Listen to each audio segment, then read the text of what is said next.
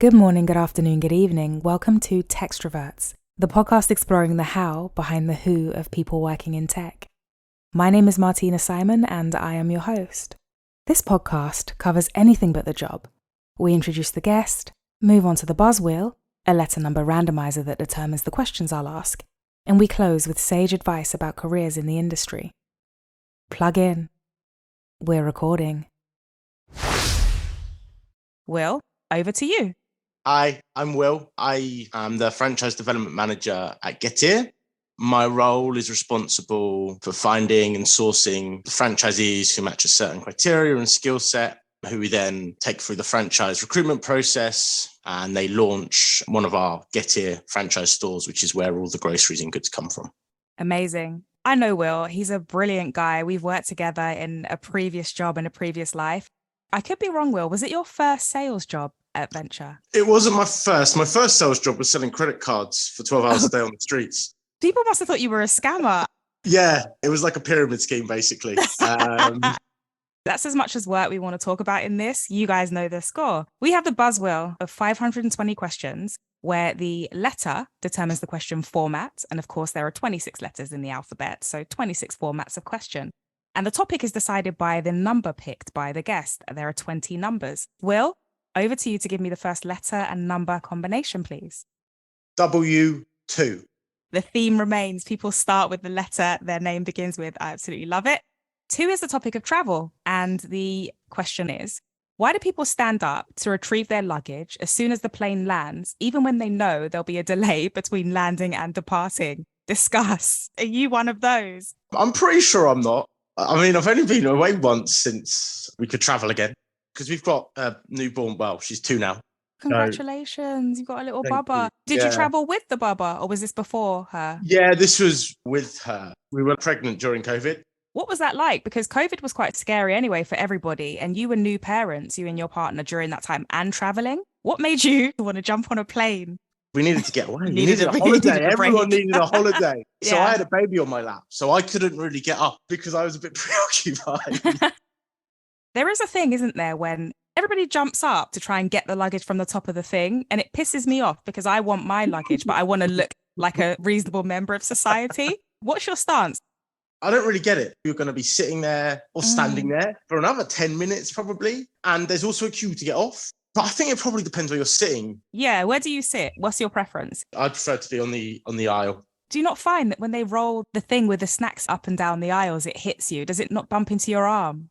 It does, but it's preferable to the window seat. Because I've got quite broad shoulders, I just get crushed. We didn't even get into where you actually went for your holiday, your last holiday. Ventura in the Canary Islands. It's warm all year round, and it also doesn't have a time difference to UK, which is great if you're traveling with a baby because you don't want them to be jet lagged. I mean, it's bad enough when we're jet lagged as adults. Yeah. Have you got any other holidays planned at all on the agenda for 23? We would probably go to the Canary Islands. We went there last time. It's a good little place, isn't it? It's easy to get to, warm, child friendly, I feel like. Yeah. And one thing I remembered when I went, I swear they drive at like 200 miles an hour. We went quite a few years ago now to the Amalfi Coast in Italy, and we rented a car and you're driving around basically on cliff edges. They drive like lunatics in Italy. Hang on, were you at the wheel? You were driving? Yeah, I was driving. And I remember there was one point where there was a bus and they were like, you can fit through this space. And these drivers beeping at me. And I had to reverse about half a mile backwards while this bus is like coming at me. Usually I would laugh with you at that, but I've got goosebumps listening to you tell it. In Jamaica in 2019, it was a TUI setup, and you can hire those little expeditions. And on a coach, it was awful because you're not in control. I get the adrenaline rush, but I was shitting myself. I would never hire a car and put myself through it willingly. You're either an adrenaline junkie or just a really good driver. Which of those would you say it is, Will? I just needed a car, to be honest, for the purpose of the holiday. Fair enough. Listen, I think we'll park that there because I'm getting scared about where this story goes. Will, give me another letter and a number combo, please. F4. 4 is the topic of drink. And the question is, does any particular beverage remind you of the current season? Red wine and Guinness in the winter. Nice. I don't know if you've been to Ireland, but the Guinness is smoother out there. I've not been, but I've played rugby at an Irish rugby club. You do look like a rugby lad now that you say it, but I don't know that that ever came up or I knew it. So you say you retired. Were you sort of semi-pro or playing in leagues like properly? I wasn't semi-pro. I played decent level, county rugby and stuff when I was younger, up to the age of like 21. I was talking to a guy pretty recently who played semi-pro actually, and he's got so many pins and bolts and old injuries and all of this. And every person that plays rugby I've ever spoken to who has injuries doesn't regret any of it. When I watch it, I feel like they're trying to take each other out. Yeah, 100%. I've got loads of injuries. Yeah, I've got loads of metal in my foot, bad knee, damaged discs in my neck, but wouldn't change it for the world. It's a controlled fight, basically. You know, if you get injured while you're playing, it's just part of the game. And most injuries, my neck, for example, it's like something that happened over like a long period of time. Yeah. When you play rugby, you're constantly carrying an injury or a knock or a niggle throughout the whole of the winter. Like you just limp around everywhere. But Will's fine and he's great and I'm happy that he's on the podcast. Will, could you give me another letter and a number, please? L8. 8 is the topic of education. The format is fond favourites. I put something in here that makes me think of something nice when I think of that topic. For education, my favourite memory is Bayside High, Saved by the Bell. I used to watch it religiously growing up as a kid. A lot of people who are millennials did as well. The question for you, Will, is what's your favourite memory when I say the word education? I'm quite lucky that I've still got the same friendship group.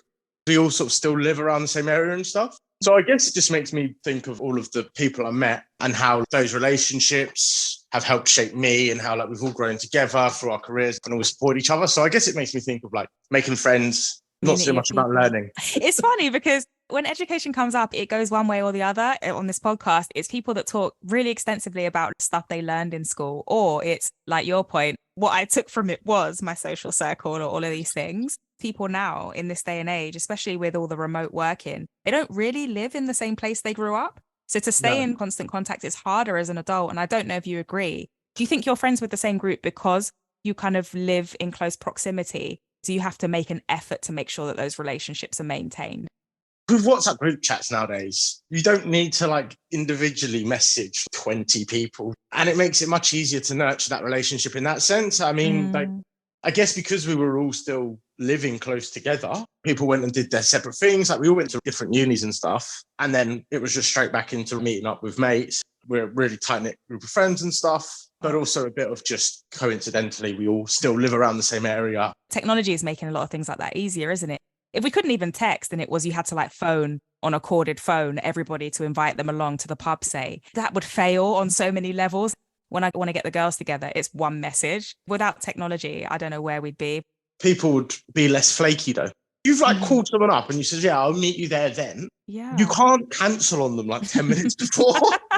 That's an amazing point. Although I'm low key, sometimes when a plan gets cancelled, I'm just like, oh, thank God for that. Will, this has been so much fun.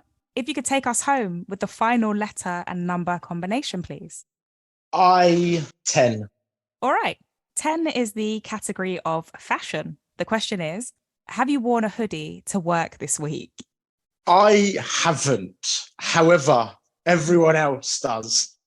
That's interesting. What is the dress code where you work? It's sort of whatever you want, really. Getir provide employees with Getir hoodies. Why are you not championing the brand, Will? Are you too cool for school? What's going on? I just haven't worn one this week.